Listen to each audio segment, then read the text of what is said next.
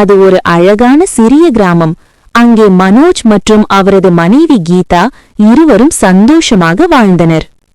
கீதா எப்போதும் சுறுசுறுப்பாக இருப்பாள். ஆனால் மனோஜ் எப்போதும் சோம்பேறிதான். ஒரு நாள் கீதா வாசல் பெருக்கிக் கொண்டிருந்தாள். அப்போ அங்கே வந்த மனோஜ் கீதாவிடம், கீதா கீதா, சீக்கிரமா நீ போய் சமையல் பண்ணு, எனக்கு ரொம்ப பசிக்குது. நீ எனக்கு பிடிச்ச மட்டன் பிரியாணி பண்ணிக்குன. அது சரி, இப்போ மட்டன் பிரியாணி ஒண்ணுதான் குறைச்சல். இங்க கஞ்சிக்கே வழிய காணோம். இதுல மட்டன் பிரியாணி வேணுமா? போய் இருக்கிறத சாப்பிடுங்க. ஒரு வேலைக்கு போறதில்ல, எப்போ பார்த்தாலும் தூக்கம் சாப்பாடு, இதை விட்டா வேற எதுவும் தெரியாது. அப்படி கீதா சொன்னவுடன் மனோஜ் அங்கிருந்து போயிட்டார். கீதாவும் வழக்கம் போல தன்னோட பழம் வியாபாரத்துக்கு கிளம்பிட்டா.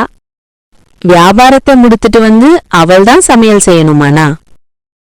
ஆனால் மனோஜ் கட்டிலில் படுத்துக்கொண்டு ஜாலியா டிவி பார்த்து கொண்டிருந்தார். அப்போது, அடடா, பார்த்து கட்டிலுக்கு வலிக்க போகுது. இன்னும் எத்தனை நாள் தான் இப்படி இருக்க போறீங்க? நாளைக்கு எங்காவது வேலைக்கு போங்க, இல்லனா அவ்வளோதான். உங்களுக்கு என்ன புரியுதா? கீதா அப்படி பேசிவிட்டு அங்கே இருந்து கிளம்பிட்டாள். ஆஹா, இவள் என்ன இப்படி என்ன பேசிவிட்டு போறா? இனிமேல் இப்படி படுத்திருந்தா நமக்கு சாப்பாடு கூட கொடுக்க மாட்டாள். உடனே நம்ம கிளம்புறதுதான் நல்லது. மறுநாள் காலையில் கீதா ஒரு திட்டம் தேடினாள். இப்படியே இருந்தால் நம்ம வாழ்க்கையில் முன்னேற்றமே இருக்காது. இவரை எப்படியாவது இந்த சோம்பேறித்தனத்திலிருந்து வெளியில் கொண்டு வரணும். அவர் மாறினால் மட்டும்தான் நம்ம வாழ்க்கை நல்லா இருக்கும். அதற்காக இன்று ஒரு நாள் மட்டும் நம்ம வீட்டில் எந்த வேலையும் செய்யாமல் எங்கேயாவது சென்றுவிடலாம். கீதா தன்னோட வீட்டிலிருந்து வெளியே சோகமாக சென்றுவிட்டாள். மனோஜ் சிறிது நேரம் கழித்து தன்னோட வீட்டுக்கு வந்தார். கீதா கீதா, பசிக்குதுமா, சாப்பாடு எடுத்துட்டு வாமா. அப்படி கூப்பிட்டு விட்டு சிறிது நேரம் கழித்து கிச்சனுக்குள் சென்றார் மனோஜ். என்னது இந்த கீதா அப்படி? எங்க போன? வீட்ல ஒரு வேலையும் பார்க்கல, சாப்பாடு கூட செய்யல. அப்படி எங்க தான் போயிருப்பா? நான் சாப்பிட வருவேன் தெரியாதா என்ன அவளுக்கு? ஐயோ, எனக்கு வேற ரொம்ப பசிக்குது. நான் என்ன செய்வேன்? ஆனால் அதே சமயத்தில் கீதா வயலில் சுறுசுறுப்பாக வேலை பார்த்து கொண்டிருந்தாள்.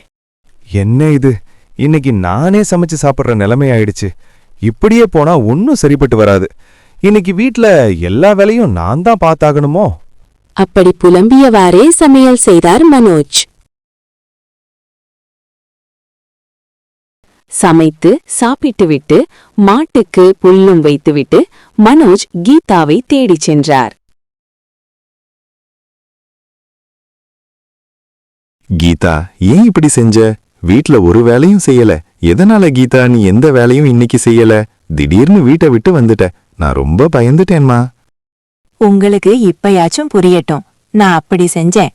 நானே வயல் வேலையும் பாத்துக்கணும், நானே வீட்ல எல்லா வேலையும் பாத்துக்கணும். எப்படிங்க இதுல வேற வருமானமும் ஒன்னும் இல்ல நமக்கு. நீங்க ஏதாவது வேலைக்கு போனாதானே நம்ம குடும்பத்தை நல்லபடியா நடத்த முடியும், வாழ்க்கையில் முன்னேற முடியும். அது எங்கேயாவது உங்களுக்கு புரியுதா? அதான் எப்படி உங்களுக்கு புரிய வைக்க நான் நடந்துகிட்டேங்க. சரி கீதா, நீ ஒன்னும் கவலைப்படாத. இனிமே நீ நினைக்கிற மாதிரியே நான் நடந்துக்கிறேன். நாளையிலிருந்து நானே வேலைக்கு போய் உன்னைய பாத்துக்கிறேன்.